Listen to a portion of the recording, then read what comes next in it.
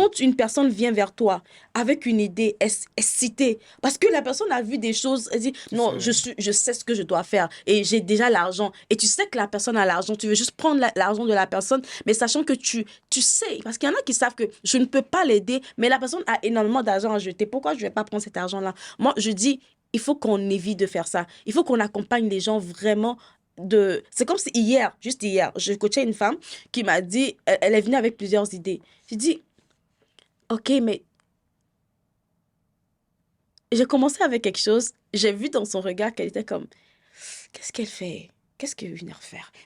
Mais elle me connaît parce que j'ai déjà travaillé sur un autre business avec elle dans le passé. Donc, elle me fait confiance, tu vois? Au lieu de parler de ces trois nouveaux business qu'elle me ramène, je lui dis, on va travailler sur ton emploi du temps.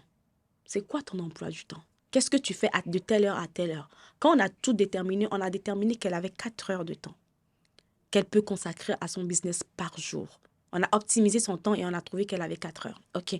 4 heures de temps, est-ce que tu penses que c'est logique pour toi de vouloir faire ce type de business, sachant que, je ne vais pas rentrer dans les détails, mais est-ce que tu penses que c'est logique pour toi? Elle me dit non. Qu'est-ce que tu penses qu'aujourd'hui, tu peux choisir une seule chose parmi ces trois business-là et voici comment est-ce que tu peux le faire? Est-ce que tu penses que... Oui, elle a dit finalement, ah oui, merci beaucoup. Mais la plupart des gens viennent chez les coachs pour avoir des stratégies. La meilleure stratégie que personne n'a jamais connue. La stratégie qui t'a fait obtenir ça. Moi, je peux te donner, je peux te bourrer de stratégies. Mais le truc, c'est qu'il y a une différence entre l'information et le coaching et l'accompagnement.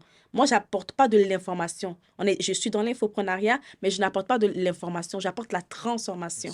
Tu vois? Et beaucoup de personnes aujourd'hui, malheureusement de coachs, j'aimerais vraiment que vous puissiez vous tourner vers la transformation de l'humain et non l'information, donner que l'information. Parce que quand on parle d'indicateurs de performance, on parle de clientèle idéale, tout ça.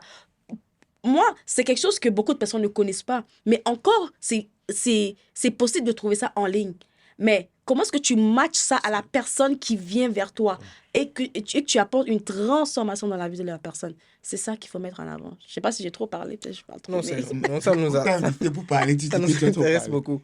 Okay. Maintenant qu'on a parlé de à quel point ça peut être difficile de se lancer, le syndrome de l'imposteur, qu'est-ce qu'on doit faire si on est dans l'entourage de cette personne, l'importance d'avoir un mentor, d'avoir un bon mentor, de suivre les bonnes formations au bon moment. Et si on se lance, il faut durer. Quels sont les obstacles qui font que c'est compliqué parfois de durer? Est-ce qu'il y a... C'est difficile d'accéder au financement? On a connu.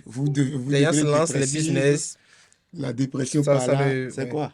Quels sont les réels, les principaux obstacles? Parce qu'il y en aura toujours plusieurs en fonction de chaque personne.